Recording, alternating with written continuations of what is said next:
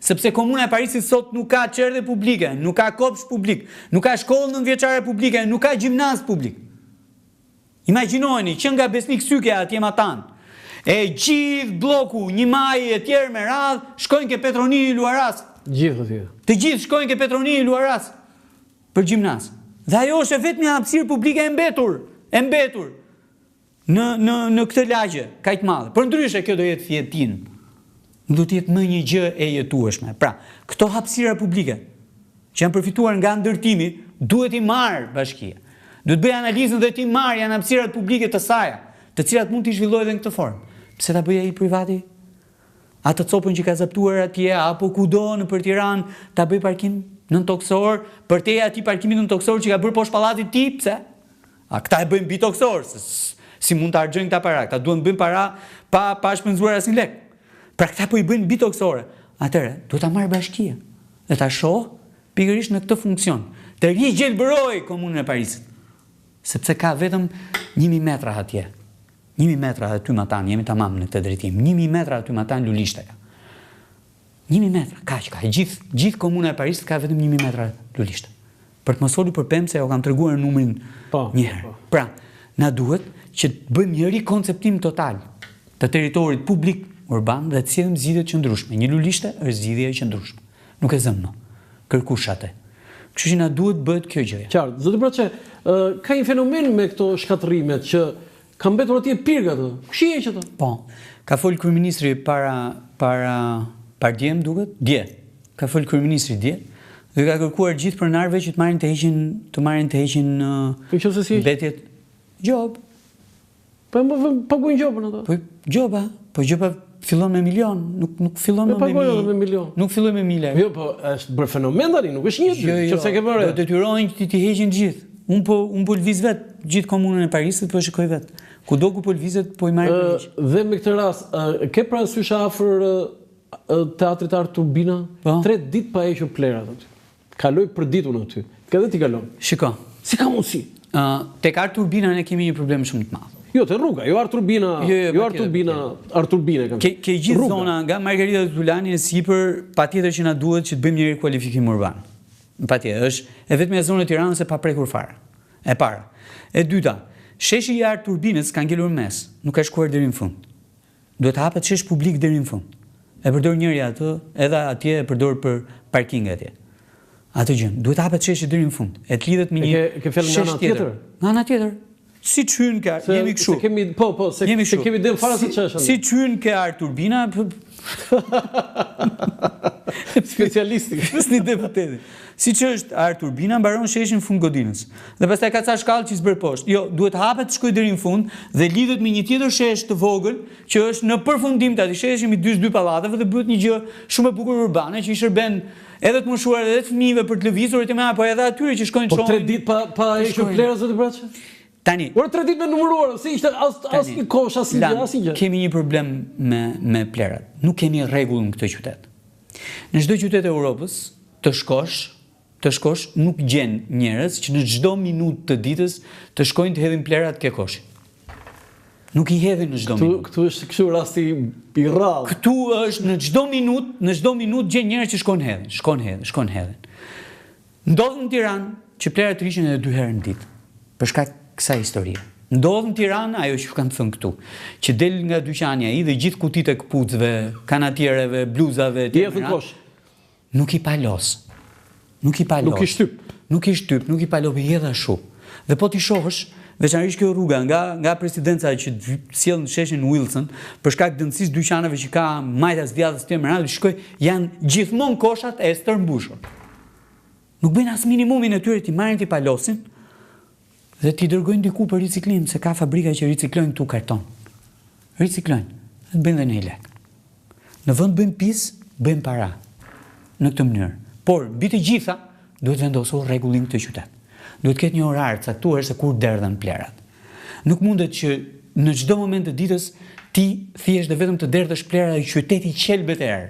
Sidomos në këto temperaturat nga 40 gradë, qelbet erë. Në Boston ku un kam jetuar pak. Pra duhet ndryshojmë me ditë, zoti Braçe, me ditë sot do të nxjerrësh vetëm kartona. Un po them me orë.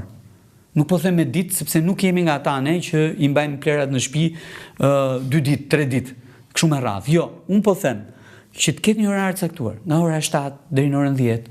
Liren këto plerat. Hidhen mbetjet, që përputhet edhe me momentin që njerëzit dalin nga shtëpia.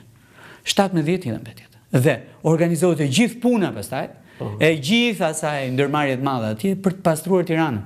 Dhe pjesa tjetër e ditës nuk qelbet herë dhe nuk janë koshat plot. E para, e dyta, duhet ta bëjmë atë revolucionin më në fund. Fillojmë t'i ndajmë ne në shtëpi plerat. Fillojmë t'i ndajmë ne. Dhe e treta që është shumë e rëndësishme, nuk kanë vend mbetjet e bareve e restoranteve që janë mbetje organike me mbetjet urbane të qytetarëve. Nuk ka. Nuk ka. Po si zgjidhet kjo? Jepi kosh më vetë aty. Po 3 kosha ja plastike? Po jo, ta mbaj koshin ke dyqani vetëm. Ta mbaj koshin brapa dyqanit tim. Ta mbaj koshin atje më në ambient si kudo në botë. Si mundet që ai gjellën që i përfundoj, nuk i përfundoj nga pjata dhe marrë ta edhe ke i njëjti kazan. Si mundet? Si mundet? Ta marrim të marrim mjeta atje të bëj gjën që ta ricikloj. Dhe mos t'i bëjnë ato racionet nga 1 kile. Se nuk i ha kush më, se shpërdorojmë pafund ushqim. Shpërdorojmë pafund ushqim.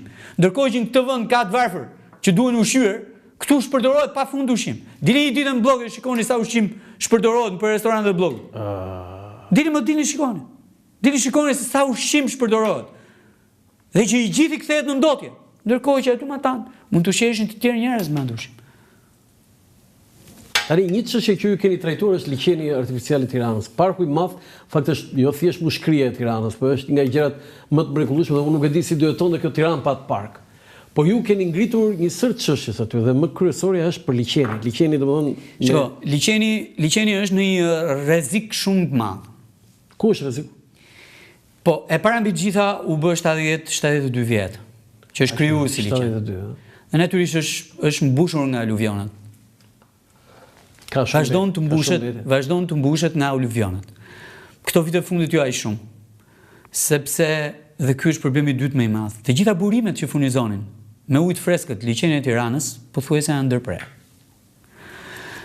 Rezervuari i Farkës apo liçeni i Farkës, që edhe për pak është i tillë, sepse po të shohësh atje, unë që isha në fushatë e pash, se çfarë po ndodh rreth i qark, liçeni i Farkës është e paimagjinueshme. Po ç'a të them? Janë këta pasanikët e Tiranës që ndërtojnë këto vilat me pamje nga liçeni. Dhe nuk mendojnë që kur mos jetë ai liçeni, ku do jetë pamja. Nëse ç'është si ka, ata i morën paratë. Ata i morën paratë e shitën me pamje nga liçeni. Sa janë më të shtrenjta këto me pamje nga liçeni. Janë më të shtrenjta këto me pamje nga liçeni. I mori ai 3.500, 4.000 euro metri katror atje, mori. Tani ka liçen apo s'ka liçen si intereson më. Pra, liçeni i Farkës, që ishte liçeni që shërbente si burim për furnizuesi për liçenin e madh, po degradon. Në krahun tjetër, të gjitha raket prejnë që derdheshin në liçenin e madh të Tiranës, të qytetit Tiranës, jo më janë tharë fare. Dhe këtu vim ke ndryshimet klimatike. Po ka pasur ca rrjedhje ujë të tjera që po prap shërbenin si vepra për të furnizuar me ujë liçenin e qytetit të Tiranës, janë ndërprerë apo janë bllokuar nga ndërtimet gjithfaresh në gjithë atë zonën mbi liçen. Po ta shihni. Liçeni i thatë, që ishte po prap rregullatori i liçenit të qytetit të Tiranës, pra grumbullon të ujërin e tepërt atje për të mbajtur nivelin këtej poshtë për shkak edhe të digës, apo kur nuk ishte ujë ai duhet furnizon ujë të freskët liçenin e Tiranës që mos qelbej, mos kalbej. Qarkullon të ujë. Përsëri është në kushte rreziku shumë të madh. Është ndërtuar në të gjithë dhe po ndërtohet në të gjithë luginën. Me një kamerë shikoni po ngjiten asaj sipër. Pra, nga kjo pikpamje, nga pikpamja e burimeve dhe qarkullimit të ujërave në liçen, jemi në një rrezik kolosal. Dhe duhet me patjetër të ndërhyret. Po të ndërhyret, po duke u ulur në radh parë. Me ata që janë gjallë ende që janë nga ajo kohë. Kur është projektuar liçeni, me ata që janë marrë gjatë gjithë asaj periudhe deri në vitin 1990. E pastaj me radhë. Pra duhen hul këta njerëz dhe të mendojnë se cila, po këta. Cila është zgjidhja? këta që din. Se është bërë një rekonstruksion i digës. Është bërë një rekonstruksion i digës. 95, mos gaboj? Po, jo, ka qenë Edi Rama. Ka qenë Edi Rama. Po, dhe një 2001-2002. 2002 është bërë një rekonstruksion i digës, por regjimi i digës edhe tani, dhe ky është problemi tjetër, edhe tani ka probleme ende. Diga? Po. Çfarë problem ka? Regjimi i derdhjes ujërave, mbajtjes ujërave etj me radhë është me probleme ende. Pra po them që janë një mori probleme që mund të zgjidhin ata njerëz që e para din, e dyta që vinë nga ajo kohë. Dhe pastaj liçeni duhet i shërbehet. Në kushtet e ndryshimeve të klimës, pra bërjes motit gjithmonë më të thatë, apo shoqërimit me evente ekstreme kohë pas kohë, liçeni do ta ketë të vështirësi. Pra duhen gjetur burime të reja ujore për liçenin. Me qëllim që uji të qarkulloj. Përndryshe, ato ujërat e zeza që përsëri nuk janë natyrë të gjitha. Po, që nuk janë në sasi që ta ndosin masivisht liçenin, po janë prezente aty në liçen. Dhe që vinë nga pjesa sipër. Nga pjesa e liçenit thatë dhe akoma më majtas vinë atje.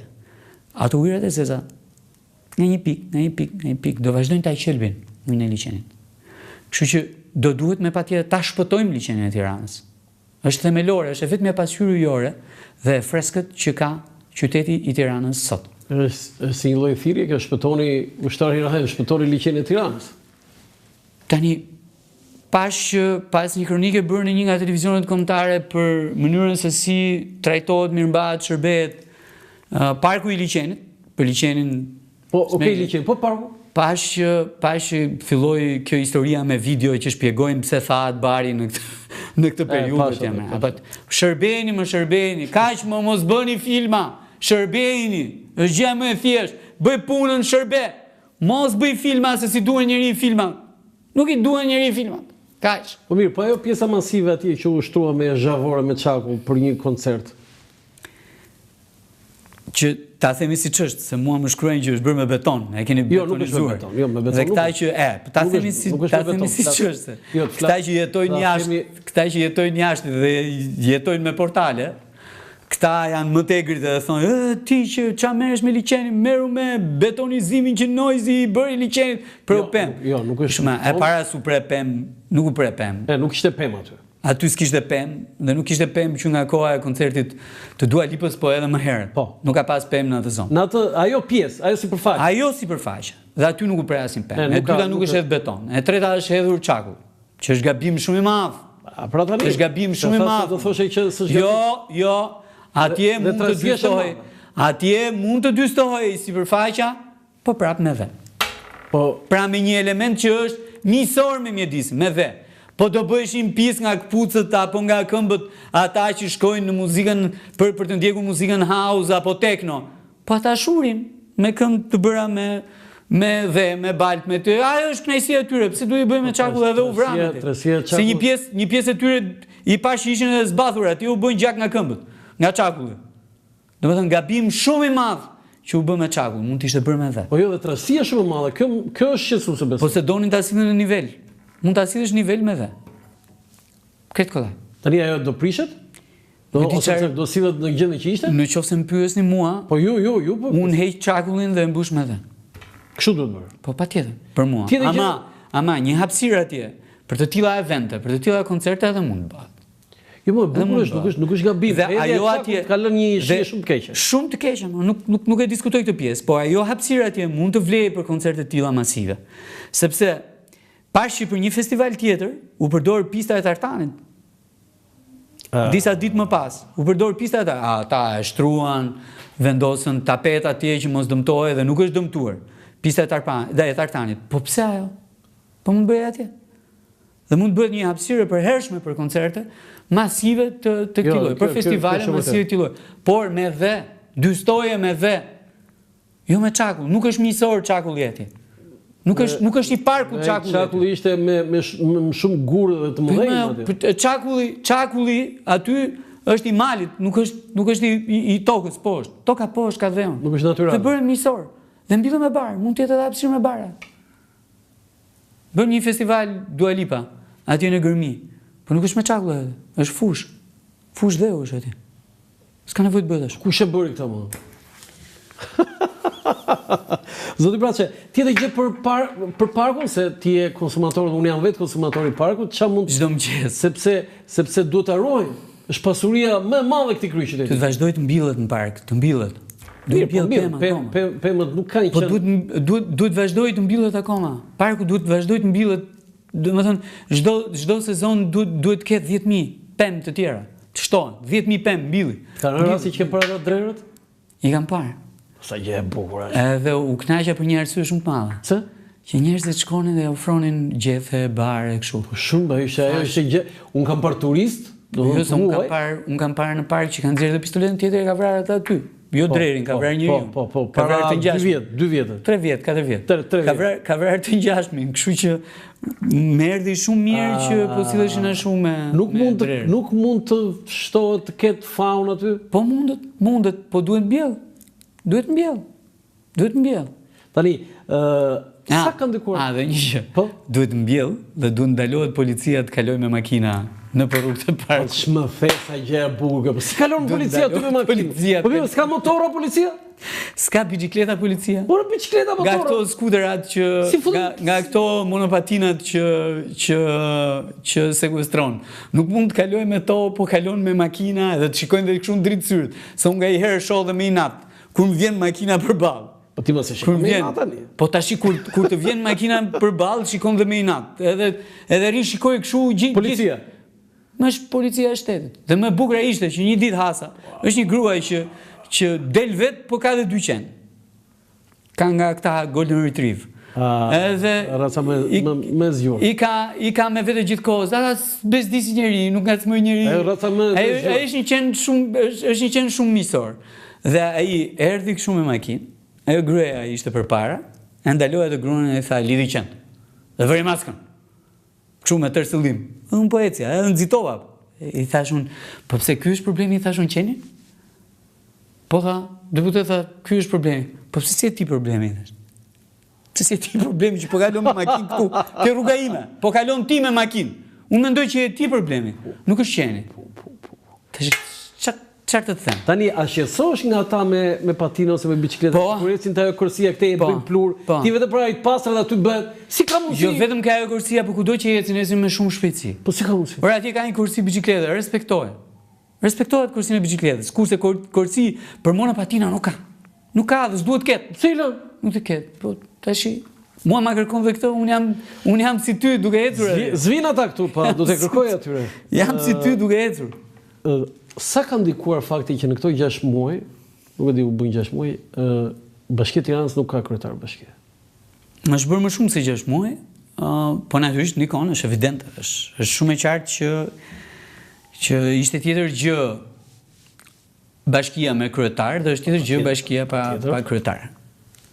Tani, Erioni është në një përballje me drejtsinë dhe është në hesapin e vet atje. Kështu kemi vendosur edhe ne, kështu ka vendosur ai përballet vet. Edhe ne kështu kemi vendosur që cilido që ka një dyshim të ngritur nga organet e prokurorisë përballet vetëm me drejtsinë, por është evident fakti që ka qenë kryet puna. Ka qenë kryet puna. Zoti Braçe, me të mirat edhe me të këqijat, që ti kemi të dyja, mos qartë, duhet të ketë zgjedhje të pjesëshme, do të zgjedhje të reja në Tiranë? Jo, në aspektin juridik dhe... S'është vendimarrja ime, kjo gjë.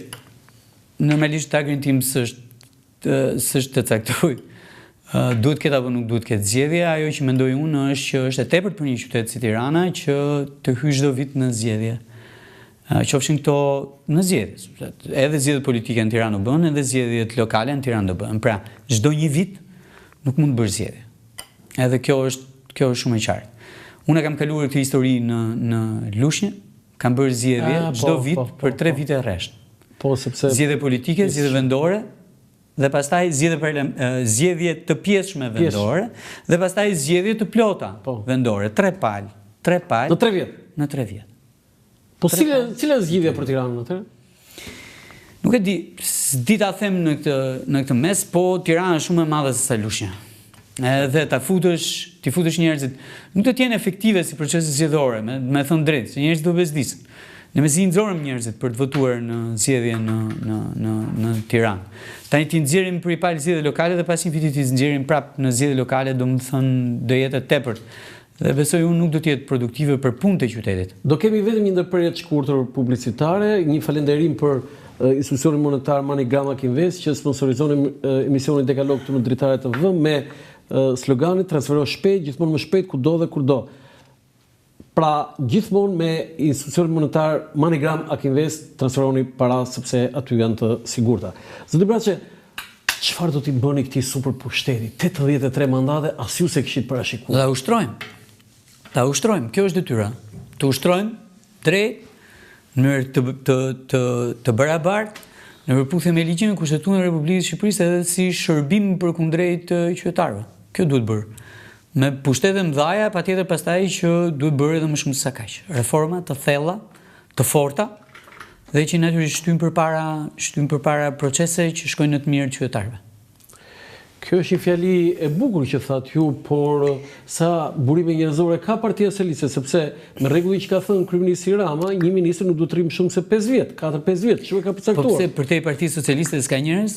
Këtu doja dilja. Ju po jepni pushtet për të bërë shtet? Shiko, unë mendoj që ka kontributorë edhe përtej Partisë Socialiste të Shqipërisë. Ka kontributorë shumë të mirë në shoqërinë civile. Njerëz që mund të ishin shumë mirë apo që bëjnë realisht. Ata kanë menduar profilin e tyre të tillë, po unë mendoj që praktikisht janë deputet territori. Një pjesë e konsiderueshme kanë pra gra dhe vajza, djemë dhe burra që militojnë në shoqërinë civile dhe që ndihmojnë pafund njerëzit në territor, ndihmojnë me njohuri, ndihmojnë me projekte të ndryshme, ndihmojnë me përfshirje të kategorive thuajse të haruara, sociale, të lëna, atje matane ku programet tona sociale nuk mbrin. Si që ndihmojnë edhe me infrastruktura, shkolla, kopshet, vogla, qendra shëndetësore e shumë me radhë. Pra, ka edhe përtej Partisë Socialiste burime njerëzore plot që duhen përfshirë edhe nga Partia Demokratike për të menaxhuar këtë pushtet. Tani, 83 mandate. Duke se po hiqen vetrata rreth rrotull këtej. Shumë mirë bëjnë që hiq. Domethënë, po thosha që ka 83 mandate, nuk i bën vetëm socialistët. Nuk bën dot. Vetëm me socialistët 83 mandate. Ka pasur edhe tjerë njerëz që janë përtej Partisë Socialiste që kanë bërë këto mandate. Kështu që patjetër që pushteti duhet ndahet me ta. Ju më pyesni për Partinë Demokratike? Po. Jo. Po në Vlorë drejtori i hipotekës ishte kryetari i PD-s. Më pyetet mua. Do të thënë ju jeni kundër kësaj që eksponent Partisë Demokratike të jenë pjesë e pushtetit tuaj? Jo. Nuk duhet të jenë. Jo. Po nëse kanë një zotëri dhe zonjë të mirë atje, pse jo? Për çfarë? Po për të shërbyer ku? Po mund të shërbejnë ata. Ku mund të shërbejnë? Të jenë profesionistë. Po pse votohem unë? E pse s'votohen ata? Po pse vot drejtorin e hipotekës nga S'e di fare këtë gjë. Nuk jam interesuar. Ajo që më intereson tani është që drejtori i hipotekës Vlorës duhet kuptojë që atje nuk është më kryetari apo ish kryetari i Partisë Demokratike të Vlorës. Atje është funksionari i kadastrës dhe duhet i përgjigjet njerëzve deri në 1. Në përputhje me ligjin dhe në përputhje me detyrën që ka marrë përsipër të bëj. Kjo më intereson mua. Nëse e bëm këtë gjë, okay. Nëse e bëm këtë gjë, okay. Por unë personalisht nuk preferoj të marr nga PD-ja dhe t'i bëj udhëheqësa. Nuk preferoj. Përndryshe, pse ata nuk votohen dhe pse votohen socialistë? A ka ministra në partinë, një qeverisin e zotit Rama që janë bërë peges për qeverisin? Këtë e di zoti Rama. Jo, nuk dini gjë jo? Jo, i takon atij të analizoj punën e çdo ministri. Mua kur të më japin për detyrë, po patjetër edhe mund ta bëj. Me një gazetar të ri që unë e vlerësoj shumë, është gazetari talentuar Flogert Muça, e kam pasur në studie, po thoshin të dy, ore, e di për këtë garancinë ushqimore, e di kush duhet të jetë ministri i bujqësisë, se ajo është pjesë e ministrisë së bujqësisë për ata që na ndjekin. Duhet të jetë Erion Braçe. Po thoshin të dy kot, jo kot në kuptimin e emrit kot, por që mund të bëj diçka. Keni dështuar në 12 vjet për sigurinë ushqimore, zoti Braçe? Po. Keni dështuar. Jo vetëm ne. Edhe ata që kanë qenë para ne. Merre përsipër. edhe ata që kanë qenë para nesh, po e bë, nuk është. Ne ata nuk mbajnë mend kur kanë qenë pushtetet e brendshme. Nuk është, jo më jo të gjithë, ke siguria ushqimore kanë dështuar gjithë. Me këto operacionin që po ndodh, dështimi është akoma dhe më i qartë, më evident. Më evident. Pse? Sepse këta shkojnë gjymojnë produktin përfundimtar. Domatën, mollën, kastravecin, specin, Po na shpjegoj. djathin, gjalpin, gjizën. Jo burimin. Po ushqimin e lopës kush e kontrollon? Po ushqimin e delës kush e kontrollon? Asnjë. Po e dini që pjesa më e madhe e ushqimit të baktive vjen nga jashtë? Turp. Po atë kush e kontrollon? Kush e kontrollon? Po fidanin. Atë që vjen nga importi, farën. Ta fillojmë me farën. Farën, fidanin, që edhe vjen nga importi, po edhe prodhohet këtu. Kush e kontrollon? Po ushqysit e bimës, kush e kontrollon? Plerat. Po plerat kimike, pesticidet, ato janë më të rrezikshme, kush e kontrollon? Po pse pak emisione ka që kanë nxjerr produkte që shiten në mënyrë klandestine që janë të ndaluar edhe nga lista e Bashkimit Evropian, po edhe nga lista e adoptuar e Republikës së Shqipërisë, kush e kontrollon? Çam shkon mua ke domatja kur ti s'ke kontrolluar gjithë këtë shumë drejt. Do ta merrni përsipër zoti Braçi nëse Rama do t'ju imëronte? Më lini ti them ca gjëra për këtë, nuk është listë dëshirash për mua e qeveria. Qeveria nuk bëhet me lista dëshirash. Që do Erionit bëhet ministër, edhe tani ka marrë qëndrim ndaj Erionit, ndaj tjetër, shumë e rrallë, sepse do të bëhet ministër ky. Dhe nuk lë njëri pa kapur për t'ia çuar në vesh atij që shikos kë. Po, më e poshtra, pastaj që je atje do të bëhesh ministër, apo je ministër, do të mbash vendin e ministrit? Dhe ke mundësinë ta kesh një portal, ta kesh një kështu edhe sulmoje gjithë kategorinë tjetër se mund të të Erion Braçi nuk është ky profil. Po s'merr më fare me këtë histori dhe nuk më pëlqen fare dhe as nuk dua fare të bëj ministër në këtë lloj mënyrë. Fare, nuk dua fare. As për këto arsye, as në këtë mënyrë. Por po thosha që për sigurinë ushqimore, jo çdo gjë bëhet me policë. Bëhet edhe me politika. Dhe financa, tatimet, taksat, pra politika fiskale, u shpik pikërisht edhe për këtë gjë. Nuk u shpik thjesht vetëm për të argëtuar ca para në buxhetin e shtetit, jo u shpik edhe për të vendosur disiplinë, edhe për te disiplinës fiskale. Tani ky operacioni nuk do të ketë sukses. Keq më vjen. Nuk do ketë. Po keq më vjen. Le të proklamojnë rezultate ku di unë tjerë me ranë, nuk do të ketë sukses. Nuk do ketë. Po jo, pra, jo. Sa kohë që unë nuk jam i interesuar përmes politikës fiskale që të formalizohen. A dini që kam 6 vjet që merr me këtë gjë.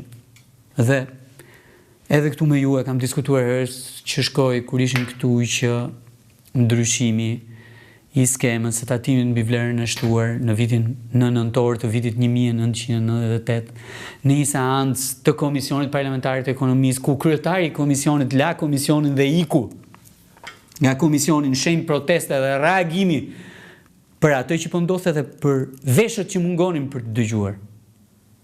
Përballë një ministri financash që insistonte dhe që sot është përgjegjësi kryesor për gjithë informalitetin që ka ndodhur në sektorin e bujqësisë dhe blegtorisë.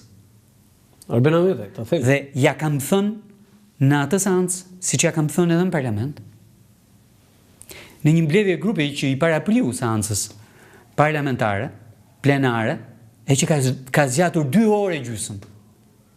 Është e vetmja mbledhje grupi ku është diskutuar paketa fiskale. Gërm për gërm.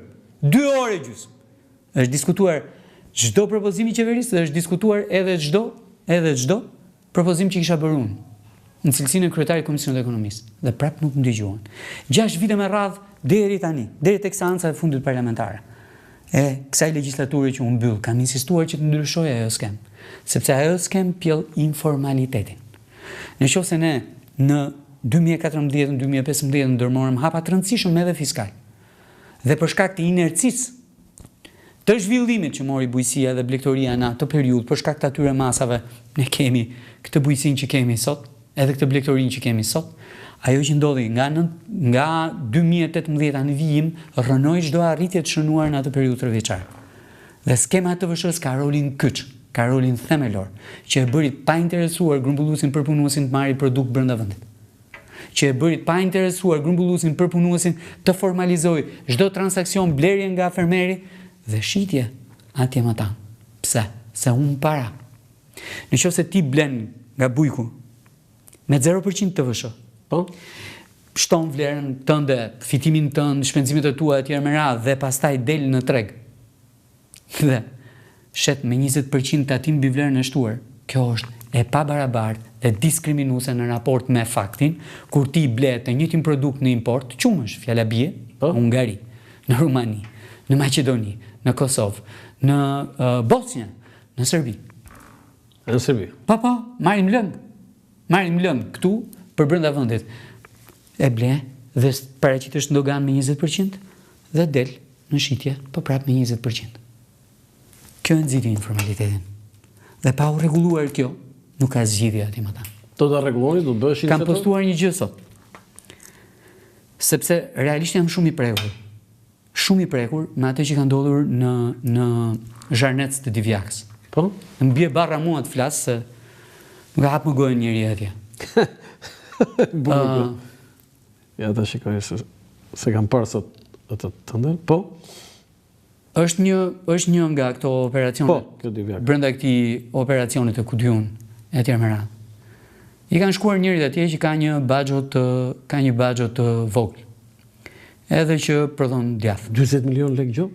Po prodhon djath. Nuk prodhon as qumësh pluhur. 33.000 kg djath të sekustruar? Po. Ç'është kjo? Po jo për arsye të sigurisë ushqimore. Po për çfarë? Askush nuk ka vënë dyshim djathin dhe cilësinë e djathit. Po për çfarë? Askush nuk ka vënë dyshim faktin. Dhe në sezon turistik. Askush nuk ka vënë dyshim faktin. Po? Faktin që djathi i tij është qumësht, safi. Wow, është qumësht safi. Jo. I kanë kërkuar autofaturën me cilin ka blerë qumshin nga fermeri. Atë eksaktësisht që është problemi. Do atë të rigonit. Atë trigoni. Po nëse rigoni rritet në mal, lopën e ka dikush që e mbashtron.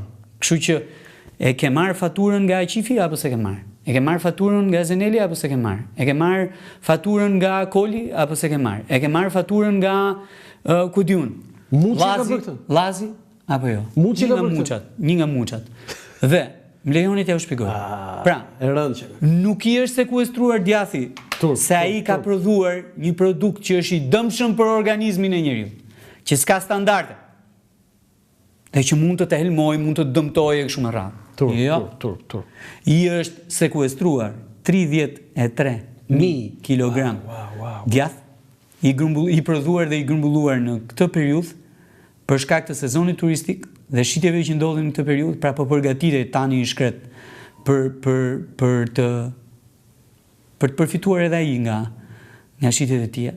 Tan me mbellje, me mbellje. Dhe nuk i është sekuestruar në Divjak. Po në Divjak, në Zharnec. Po i është sekuestruar për shkak të mungesës së autofaturës së blerjes së qumshit nga lopa e fermerit. Ky skandal. Dhe për ta varrosur deri në fund, i kanë vënë 40 milion lekë gjop. Dhe keni parasysh edhe një fakt tjetër. Të reja? 40 milion të vjetra. 40 milion. Po 40 milion mund të jetë fitimi i tij për 6 muaj. I gjithë. Pra, po thosha që ka edhe një element të habitshëm në këtë histori. Që nuk i kanë kërkuar faturat në dalje. Pse po, do ishte në shkelje nëse nuk priste një faturë për të dalë atje më ta. E për të ardhur e për të shitur ke hoteli, restoranti, ke ku diun në dyqan. Atë pse kanë bërë zoti Broç? Se nuk ka autofaturë blerje nga fermeri. Jo, ajo që është mbas kësaj, çfarë fshihet? Mbas kësaj nuk e di unë. Ja, ti e di. Nuk shoh për te. Unë kam vetëm një pyetje. Po në fabrikat e mëdha, a ka shkuar njëri? Ku përpunohet qumshi, është bërë kjo që është bërë me tanin? Fare. Pra, ai është kërkuar autofaturë? Dhe në krahun tjetër, tek fabrikat e mëdha, a është bërë inventar sa qumësh ka hyrë e sa produkte janë prodhuar? Ke tani nuk gjetën as qumësh pluhur, as vaj palme. Pa i vaj palmës dhe i qumësh i pluhur që hyn dhe hyn i shtuar në dogan, kush ka? Ka gjurmuar ndonjëherë tatimet? Me përjashtim të rastit kur Erion Braçës, po flas vetëm në tretua dhe urrej këtë pjesën. Kur Erion Braçës zonë kryeministri detyroi tatimet dhe aku unë të gjurmonin se ku përfundonte qumshi i plur dhe vaj i palmës që hynte në territorin e Republikës së Shqipërisë me përjashtim të atij rast. Kanë gjurmuar ndonjëherë se ku kanë shkuar dhe se si është përdorur qumshi i plur dhe vaj i palmës? Kanë hetuar ndonjëherë? Kanë hetuar. Se unë të paktën kam një listë të etiketave të miratuara nga AKU-ja për përdorimi të qumshit plur dhe vajit palmës. Unë kam një listë dhe po vazhdoj kjo histori do dalë do publikoj listën. Se nuk janë baxhot e vogla që grumbullojnë qumshin e fermerëve rreth e qark baxhës tyre, ato që çdo bësh që ti kthehet kjo gjë. Cënojnë sigurinë ushqimore. Çdo bësh që ti hiqet kjo gjë ti. Nuk e di, e kam thënë aty që më vjen turp pafund për nga ta kjo histori. Që të vi aty. Po më nuk shkoj dot të takoj se më vjen turp, unë kam mika. Po jo, po si do zgjidhet kjo? Më vjen turp. Se nuk është puna se po ja zgjidh ti hallin o zoti Braçi. Nuk e di. Do shkojnë te Di që atë njeri e kanë varrosur për së gjalli. Jo, kjo nuk duhet lënë zoti Braçi. Atë njeriu ja kanë shkatruar biznesin jo për shkak të sigurisë ushqimore, po e përsëris edhe një herë. Për shkak të autofaturës që nuk e pret dot, se po e preu autofaturën nuk do prodhoj djath me qumësht. Apo prej qumshit, do prodhoj djath me qumësht plur dhe me vaj palme, po e preu autofaturën, sepse humb para. Unë uroj që kjo gjë të zgjidhet, po besoj këtë mund ta zgjidhet vetëm kryeministri zoti Braçi. Ne kemi ardhur në fund, po do doja një koment për sesionin e ri parlamentar të Sikletos, aksioni i opozitës. Mos ka lidhje me opozitën kjo gjë. Shiko, mua më bezdis fakti që parlamenti që u mbyll degradoi në një ambient që nuk është ambient pune. Dhe jam gjithë sy e vesh shikoj se sa parlamenti i ri do të jetë ambient pune. Si e parashikon? Sa kohë që deputetët nuk e mendojnë veten e tyre si punëtorë të politikës. E atje ku janë punëtorë të ligjit. Po e mendojnë veten e tyre si një figurë të epërme mbi ata që i ka zgjedhur dhe nën ata, se ata janë edhe më të epërm ata që janë në qeveri, dhe nën ata. Ndërkohë që gjërat më të rëndësishme që bëjnë të funksionojë shteti miratohen në kuvend, nuk miratohen as në qeveri, as në ndonjë institucion tjetër. Miratohen në kuvend, buxheti, paketa fiskale, tatimet, taksat, që janë gjërat me të cilat ti paraqitesh tek njerëzit, ligjet. Miratohen në kuvend dhe sa kohë që deputeti se mendon veten e tij të tillë si njeriu nga puna e të cilit me këto element varet e ardhmja e atyre njerëzve të timatan, por si një shesh ku ti shkon të kacafytesh me kryeministrin e ku ca të tjerë edhe nga ana ime me zi e presin shtatorin që të kacafyten me Saliun. Thash, nuk e di, pra nuk më sikletos opozita, as argumentat e tyre, sa që më sikletos fakti që s'është ambient pune. Dhe kjo më dhëmb, ambienti i punës. Mund duhet një ambient pune, më duhet punoj. Dhe duhet që atë mandatin tim për 4 vitet e ardhshme ta kthej në punë. Punë në territor dhe punë në Kuvendin e Republikës së Shqipërisë në përmbushje të angazhimeve përkundrejt atyre njerëzve. I doli fjala Petrokoçit kur tha Republikë Drejtore. Ajo është tjetër histori, po flisnim për parlament. Jo, po këtu nga parlamenti nis. Sepse ju përmendët që mezi presin disa që të bëjnë betejë edhe nga ne. Keni fjalën për Zeqinen, se ajo tha sa të vi shtatori.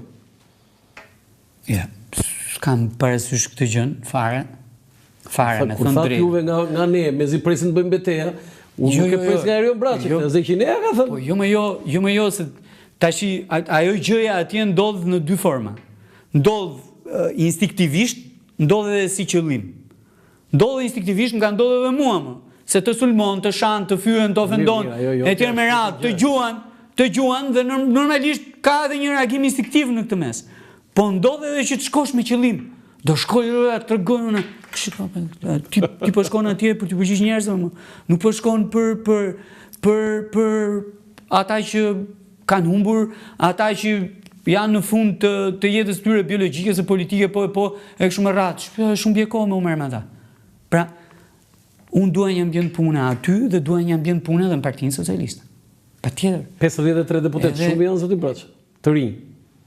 Jo, dua një ambient pune edhe brenda Partisë Socialiste. Jo, okay, po se nga një herë të dy ambientet kthehen ambiente toksike. Kthehen ambiente toksike. Për shkak të atyre karrigeve që janë këtu lart, etj me radhë. Për shkak të atyre karrigeve duhet shtypur, duhet delegitimuar, duhet vrarmo edhe çdo kusht tjetër aty. Ç'është kjo? Ç'është kjo? Prandaj them unë që qeveria nuk bëhet si produkti një liste dëshirash të secilit prej RR. Jo, nuk bëhet kështu më, nuk mund të bësh qeveri të tillë. Dhe nuk mund të bësh qeveri të tillë, ky apeli nuk është për kryeministrin. Ky apeli është për ne për ne që jemi rreth e qark. Për ne që jemi rreth e qark edhe që jetojmë gjithë verën një herë në 4 vite se do bëjmë ministër. Jetojmë gjithë verën një herë në 2 vite se do bëjmë po prap ministër.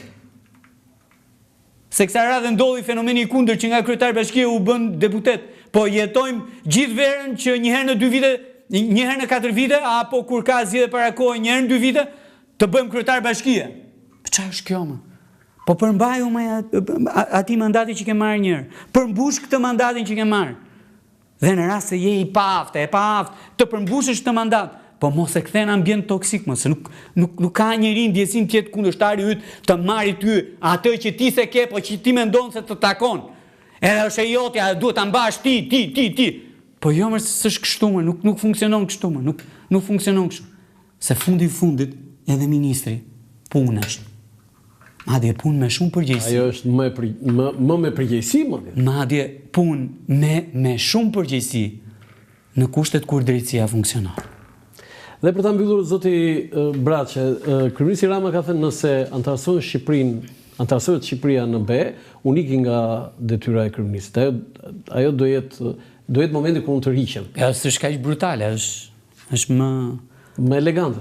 Po është më elegante, është momenti për dorëzuar stafetën, ka thënë. Po pra, do iki. Po, edhe unë kështu mendoj. Titullin, nëse ne jemi gazetar, në gazetë, ne jemi